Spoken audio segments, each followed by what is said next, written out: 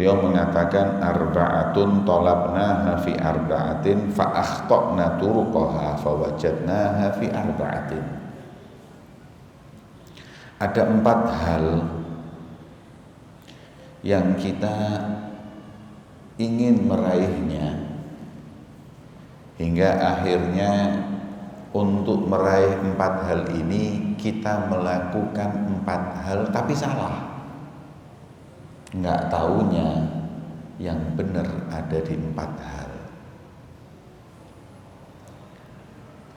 Beliau meluruskan cara berpikir kita,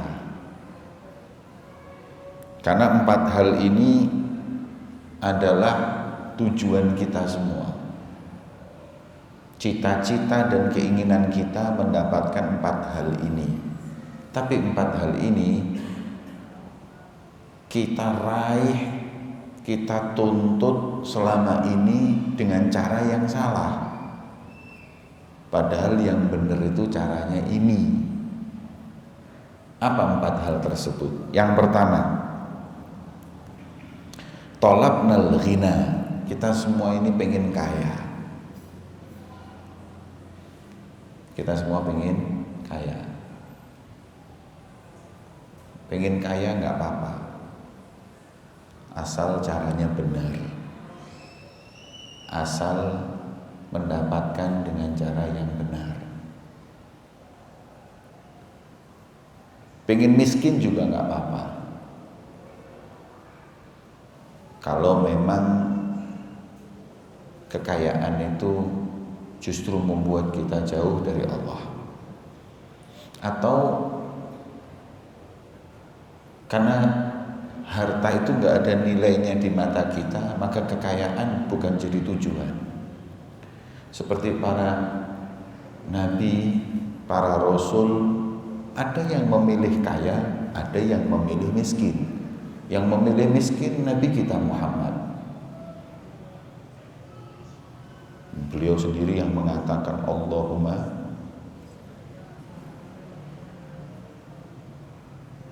ahyini miskinan, hidupkan aku miskin, wa amitni miskinan, matikan aku miskin, wahsyurni fi zumratil masakin, dan kumpulkan aku dengan para orang miskin. Minta miskin. Makanya kata ulama, miskinnya Nabi itu miskin ikhtiari, pilihan. Kalau mau kaya bisa. Tapi ada Nabi yang minta kaya, walaupun caranya benar. Nabi Sulaiman, Uridho ala Sulaiman al-mal wal jah wal ilm. Nabi Sulaiman itu disuruh milih oke, apa jabatan, apa ilmu. Fakhtara al-ilma. Nabi Sulaiman pinter caranya, nggak mau milih uang, nggak mau milih jabatan, milih ilmu. Fatabi'ahul mal wal jah. Akhirnya harta dan kedudukan ngikut gara-gara punya ilmu. Ada Nabi Dawud, raja. Ada Nabi yang kaya. Ada Nabi yang memilih miskin. Karena kaya dan miskin itu bukan ukuran, bukan kualitas. Bukan terus kalau kaya kita jadi mulia, enggak. Makanya mana yang lebih baik? Kaya syukur sama miskin sabar. Kaya syukur istimewa, miskin sabar istimewa. Mana yang lebih mulia?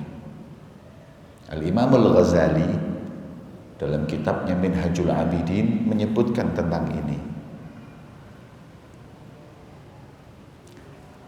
Mana yang mulia? Kira-kira mana yang lebih baik? Orang kaya syukur sama orang miskin sabar? Ada yang bilang yang kaya syukur lebih afdol karena nggak butuh orang. Boleh. Miskin sabar? Boleh. Orang sabar itu kedudukannya tinggi. Jadi mana yang lebih baik? Jawaban Imam Ghazali hebat. Apa kata beliau? Mana yang lebih baik? Kaya syukur sama miskin sabar? Kata beliau, sama. Loh kok bisa sama? Iya. Orang kaya itu kalau syukur, kalau miskin sabar. Orang miskin sabar, kalau kaya syukur. Imam Ghazali itu hebat urusan gini. Ketika orang itu diberi kekayaan, syukur, itu hebat. Karena bisa meletakkan amanah kekayaan itu dengan bersyukur. Maka dia kalau diberi miskin akan sabar, bisa meletakkan kemiskinannya dengan kesabaran. Orang miskin sabar, kalau diberi kekayaan syukur sama Allah. Sama. Karena sama-sama jalannya benar. Maka itu bukan kualitas kekayaan dan miskin, itu bukan kualitas. Makanya ada nabi yang pilih kaya, Nabi Sulaiman, Nabi Dawud kaya raya. Ada lagi nabi yang miskin, Nabi Muhammad miskin. Nabi itu miskin karena Nabi tahu umatnya di akhir zaman akan hancur gara-gara harta. Sebagaimana dalam hadis disebutkan, mal fakru akhsha alaikum. Aku enggak khawatir kalian miskin, hadirin. Nabi itu enggak khawatir kalau umatnya miskin, enggak. Walakin akhsha alaikum idza busitat alaikumud dunya. Justru yang aku khawatirkan kalau kalian itu dibentangkan dunia, sugih kabeh. Terus, nah, busitot alaikumud dunya kama busitot alaman qablakum, sebagaimana dibentangkan dunia oleh Allah kepada umat-umat sebelum kalian. Jadi yang khawatirkan Nabi Muhammad itu bukan miskin, tapi justru ketika kalian kaya, kalian punya harta yang berlebihan seperti umat terdahulu, fatuhlikukum kama ahlakathum, maka hancurlah kalian sebagaimana harta menghancurkan umat-umat terdahulu. Fatanafasuha mithli ma tanafasuha, sebagaimana mereka rebutan dunia, kalian juga akan rebutan dunia.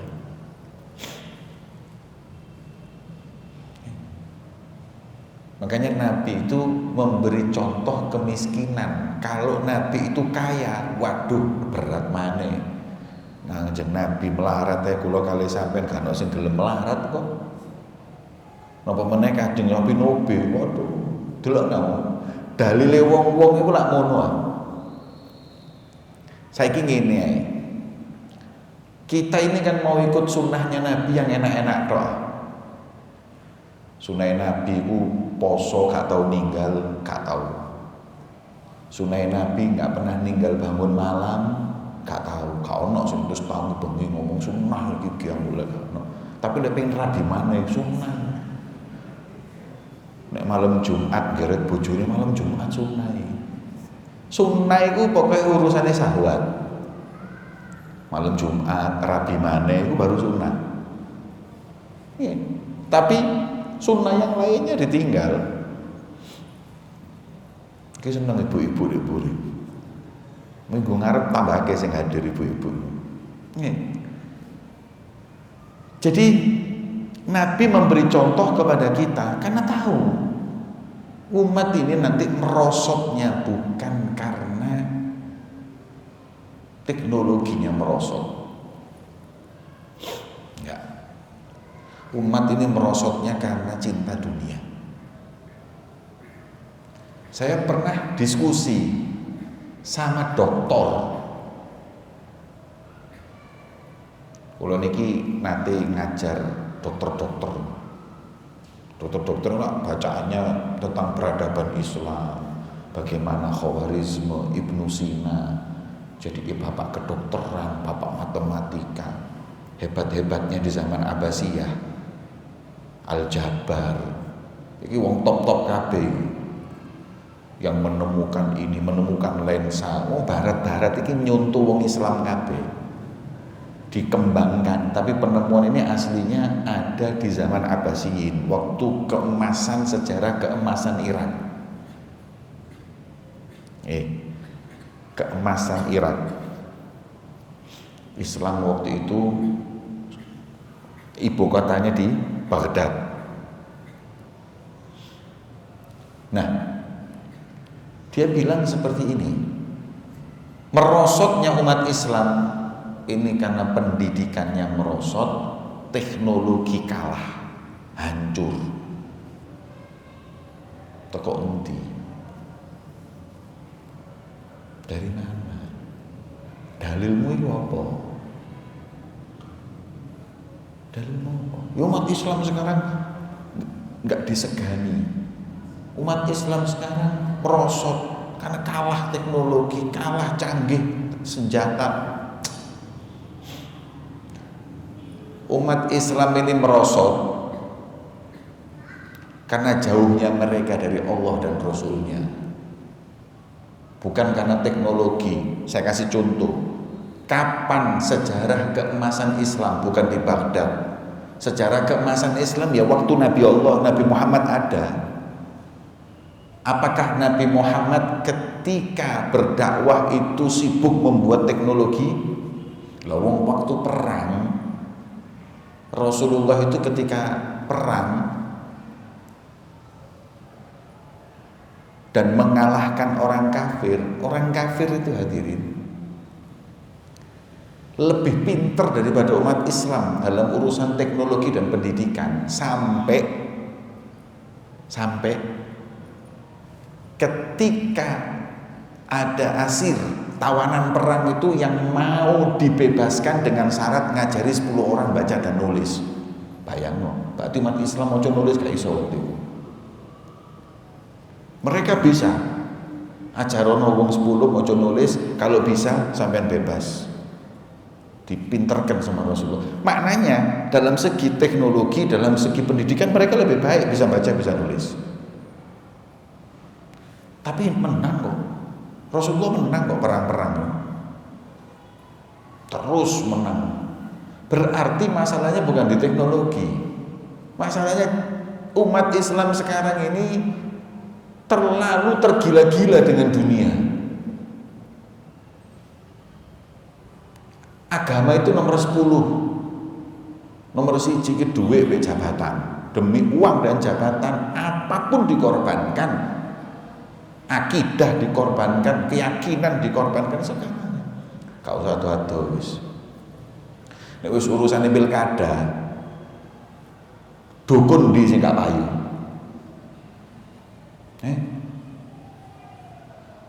Muslim loh mereka ini. Tapi kalau sudah urusannya pilkada, syirik dilakoni. Yang penting oleh jabatan. Kalau sudah urusan jabatan, apa yang nggak mereka lakukan? Bohong, khianat, kabeh. Ya wis iki yang bikin kita merosot. Coba kalau umat Islam takut kepada Allah dan Rasulnya, di saat umat Islam di masa keemasan, di masa Rasulullah, kemudian selanjutnya Khalifah Abu Bakar, Umar, Uthman, Ali, itu imannya tinggi-tingginya karena mereka itu alumninya Rasulullah semuanya. Perang bukan untuk uang, perang untuk i'la kalimatillah. Ya menang terus sampai dikuasai mana-mana. Syam dikuasai, Irak dikuasai, semua. Itu Persia. Hadirin, Persia ku maju nemen lho. Dari bangunannya, peradabannya, tentaranya kalah di zaman Sayyidina Umar oleh sahabat Sa'ad bin Abi Waqqas, Khalid bin Walid. Tapi menang karena cinta Allah dan Rasulnya. Harta bukan satu-satunya buat mereka. Menang. Tidak masuk akal. Tidak masuk akal. Persia Dan Romawi itu kalau sekarang seperti Amerika dan Rusia. Amerika dan Rusia, negara adikdaya. Yang menguasai bumi ini dua, Persia sama Romawi.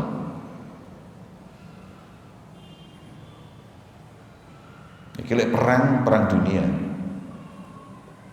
Tapi dua-duanya dikuasai umat Islam. Yang pertama Persia. Makanya orang kalau tidak yakin Rasulullah atau Nabi Muhammad itu nabi, terlalu bodoh. Karena mukjizatnya itu jelas. Orang Arab di Mekah, Hijaz, iku maca nulis lho jarang sing iso. Jahiliyah. Uripe gak karu-karuan. Ditekani Kanjeng Nabi dirubah. Dalam waktu Nabi diutus 40 tahun sampai 23 tahun tok dididik menjadi manusia yang hebat. Saking hebatnya sampai menguasai negeri adikdaya dunia, Rusia dan Amerika.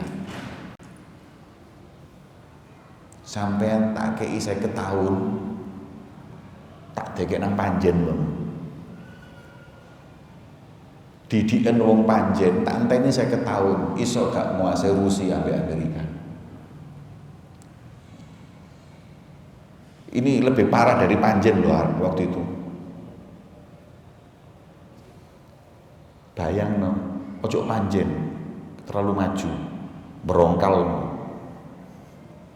undang legi. Sik kurang, kurang keromengan, pucuk keromengan.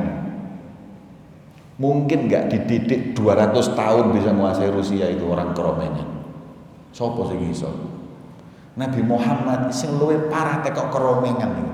Dirubah bisa menguasai Persia. Ini tidak masuk akal ini hadirin. Nah, di situ ada doktrinnya Nabi kepada mereka bahwa dunia ini bukan satu-satunya, bukan segalanya. Makanya Nabi berhasil menguasai Romawi dan Persia. Saya kemarin beberapa bulan yang lalu ke Turki, ke satu negeri namanya Izmir, bekas kerajaannya Romawi yang sudah ditaklukkan Islam. Beberapa saat yang lalu saya ke Yordan, melihat bekas Romawi yang ditaklukkan Islam. Itu hadirin bangunannya megah-megah, tapi semuanya ditaklukkan Islam. Itu Romawi yang di Turki, Romawi yang di Yordan, semuanya ditaklukkan. Mlebu Islam kabeh. Nah, jadi intinya Nabi memilih miskin karena tahu umatnya ini hancurnya kalau sudah berebut harta. Makanya di sini Hamid bin Lafaf beliau mengatakan, kita pengen kaya, oke lah, nggak apa-apa, asal syukur. Okay. Tapi tolabnal ghina fil mal.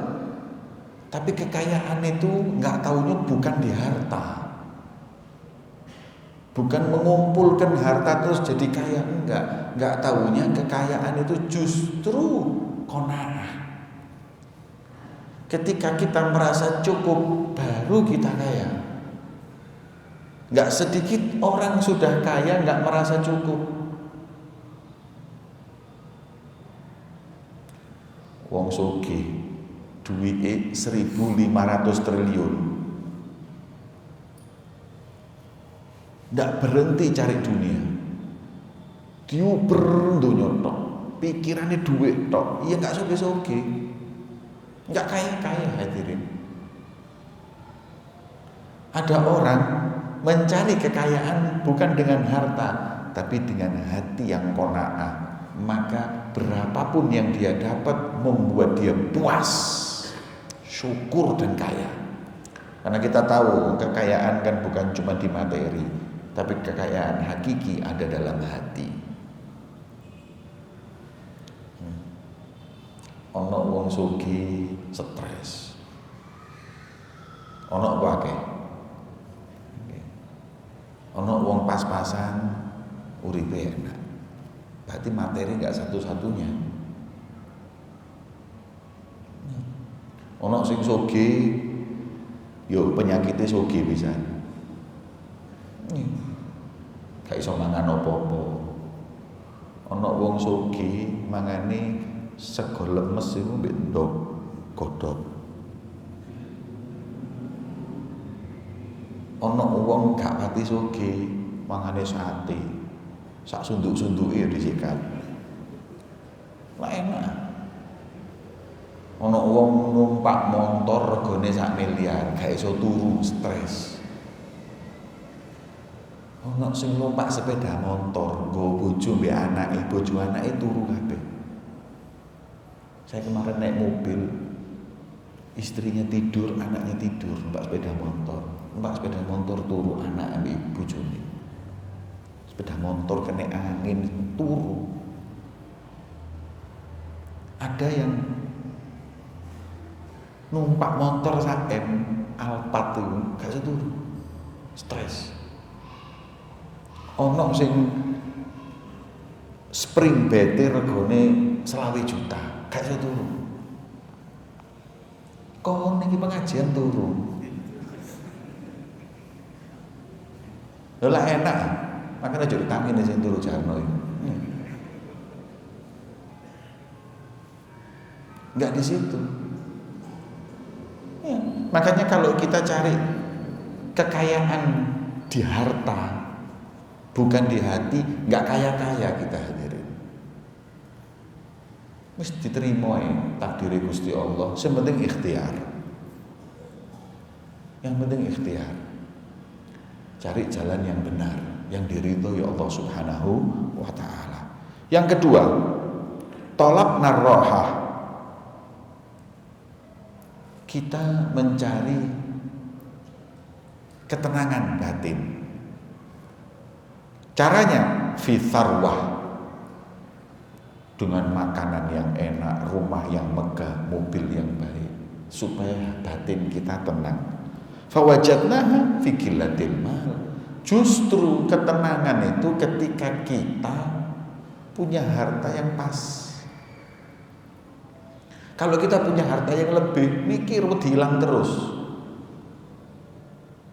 Numpak motor rego 1M, ambil numpak motor rego 100 juta. Itu tenangan 100 juta. Nek sing 100 juta ini masih diserempet wis jarno. Sing 1M diserempet gak iso turu kan. Justru dengan kemegahan itu enggak membuat kita roha. Makanya paling enak iku wong duwe ilmu. Wong duwe ilmu iku dijogo, wong duwe duit kudu njogo. Katanya Sayyidina Ali seperti itu. Nah, kalau kita memiliki sesuatu kita yang jaga, ya kita jadi budaknya. Ono wong tuku motor, bendina diresiki ning ngarep omahe, diumbah, dilapi, bendina. Lah iya kon iki tuku motor dadi babune motor. Kita boleh mobil, ada kita jadi budaknya mobil. Kon iki dadi babune motor. Ya wis jarno motor rusuh iku jarno, seminggu pisan ngono baru dibersihni. Nek bendina diresiki kon iki dadi babu. Maka itu bukan dengan kemegahan kita mendapatkan ketenangan. Yang kedua, yang ketiga, talabna ladzat fin ni'mah fawajadnaha fil badani sahih. Kita mencari kenikmatan melalui kenikmatan. Apa itu? Kita mencari kenikmatan melalui makanan enak, baju mahal, ini semua. Padahal kenikmatan itu pada badan yang sehat. Ada ulama bawa santrinya nang gunung. Di Tretes ya. Ini kejadian di Tretes ya. Villa. Iki perang apa ten Abu? Di Tretes ini loh, ada ulama. Ulama ini dari Yaman. Yaman itu lah kalau ijo-ijo ngono. Terus dia lihat indah pemandangan. Cari santri ini, ma ajmal hadzal manzar ya Syekh. Alangkah indahnya pemandangan ini. Guyu Syekh. Lah, loh kok gak ini? Apik kayak gini, kayak lukisan. Ma ajmal hadzal ain. Alangkah indahnya mata ini. Pemandangan apik. Nek kacamata min 15 ketok apa? Paling enak itu badan sehat. Oh, badan sehat itu kabeh enak. Sego mbek kecap mbek kerupuk iku lho nikmat, nek sehat. Nek wis lara, dikeki panganan apa gak enak, apa meneh kena corona. Ilate wis gak kanggo blas. Gak ada nikmatnya. Tapi aku sing bingung. Wong lek loro iku dikeki roti, dikeki buah-buahan. Lho wong gak iso nikmati kok dikeki. Kok tak kandhani ana wong loro, sampean tekani gak usah nggo roti, gak usah nggo dhuwit, gitu obat. Sing sehat itu kayak ono buah-buahan, sing sehat kayak ono panganan baru nikmat. Kita enggak, semua baru dikasih makanan enak, ya percuma enggak nikmat. Makanya diingatkan, kalau mau kenikmatan, badan dulu yang sehat. Badan sehat kabine nikmat, mangan nafsu delok opo nikmat. Makanya jaga kesehatan. Jaga kesehatan.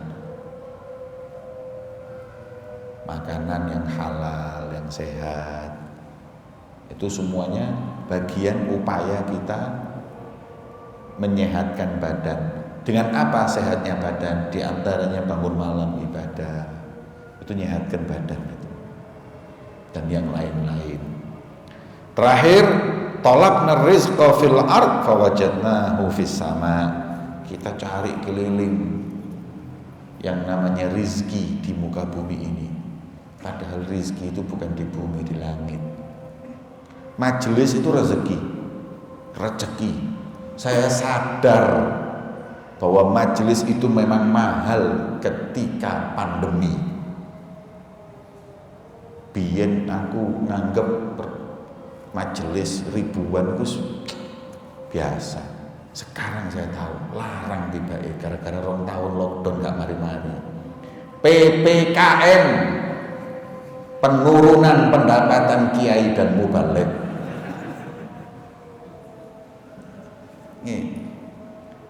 Wes ya Allah, sadar kula niki gara-gara corona ini baru sadar. Tibake majelis itu larang hadirin. Sudah nggak bisa lagi kita kayak dulu. Nggak tahu kapan sampai kapan ini. Nah inilah jarang-jarang ini. Dulu kita full masjid ini, mendukur-dukur lagi majelis. Wani takmir kayak ngono maneh ayo. Gak digebok masjid kemarin. Nggak berani kita. Bukan masalah berani dan tidaknya, takut kita menjadi klaster penyebaran. Was-was kabeh wis. Itu rezeki, kumpul majelis maulid rezeki. Istri yang solehah rezeki. Durung oleh kon bojo sing gewanyan. Nek gak cepet mati. Pokoknya wong lanang iku nek jenggote putih, rambutnya durung putih, berarti diganyang bojo. Tapi lek rambutnya putih, jenggotnya durung putih, diganyang duit kerjaan. Nek putih kabeh mati kon. Wis bojo ganyang, ekonomi ganyang. Waduh. Ana wong njaluk nang malaikat, kula nyuwun donga sing mustajab. Njaluk siji tok kali loro siji. Ya wis, purun apa? Kula kepengin dhuwit akeh. Siap ditransfer malaikat 1000 triliun. Tung kaget saking kagete stroke. Malaikat werot ngono. Aku njaluk dhuwit gak njaluk stroke. Lah kok gak njaluk sehat ta? Salahmu dhewe njaluk dhuwit. Urung-urung batal-batal tarik mbek malaikat dhuwit. Njaluk apa? Sehat. Umur 200 tahun cukup. Dawa umur 200 tahun.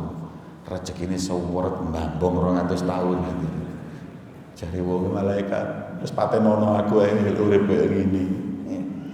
Jadi istri yang soleha itu rezeki dari Allah. Anak yang nurut itu rezeki. Hadirin, sampai ini jangan lihat kenikmatan orang lain itu kayak seakan-akan lebih enak dari kita. Artis duwe akeh, pejabat duwe akeh, terus sampean tergiur enak ya tadi. Iku fata morgana. Itu lahirnya, dohirnya. Ada pejabat diganyang anake, diganyang kesehatan nih, kita nggak tahu. Kadang-kadang pejabat itu nek curhat, seakan hadirin. Ketok itu, jasian, ketok wong sugih juga gitu, kita nggak tahu. Kok anaknya kena narkoba, kok iki ngeluh, pikir. Makanya yang syukur, rezeki itu bukan cuma di uang, bukan di jabatan, bukan. Istri Anda nurut itu rezeki, anak Anda nurut itu rezeki, konco sing apik itu rezeki, teman baik itu rezeki, duwe murid nurut rezeki, duwe murid ganyang ngeluh dah semua. Kula pun ngerasa murid itu macam-macam. Nek murid nurut seneng lho. Nek wis ganyang mules wetenge. Kudu ngelukup ae wis. Jadi rezeki itu bukan cuma di uang. Badan sehat rezeki, tonggo sing apik. Tetangga itu kalau sudah ganyang hadirin, naudzubillah. Nek sampean punya tetangga baik, rezeki dari Allah. Maka itu kita mengetuk pintu rezeki dari Allah. Jangan bersandar dengan yang ada di bumi ini, tapi sama Allah minta rezeki yang manfaat, rezeki yang barokah. Mugi-mugi kula kalih panjenengan diparingi rezeki sing barokah. Rezeki sing barokah niku nikmat. Pasti nikmat. Jangan minta rezeki yang banyak tok, tapi rezeki akeh lan barokah. Barokah itu membawa manfaat, tapi kalau enggak, naudzubillah min dzalik.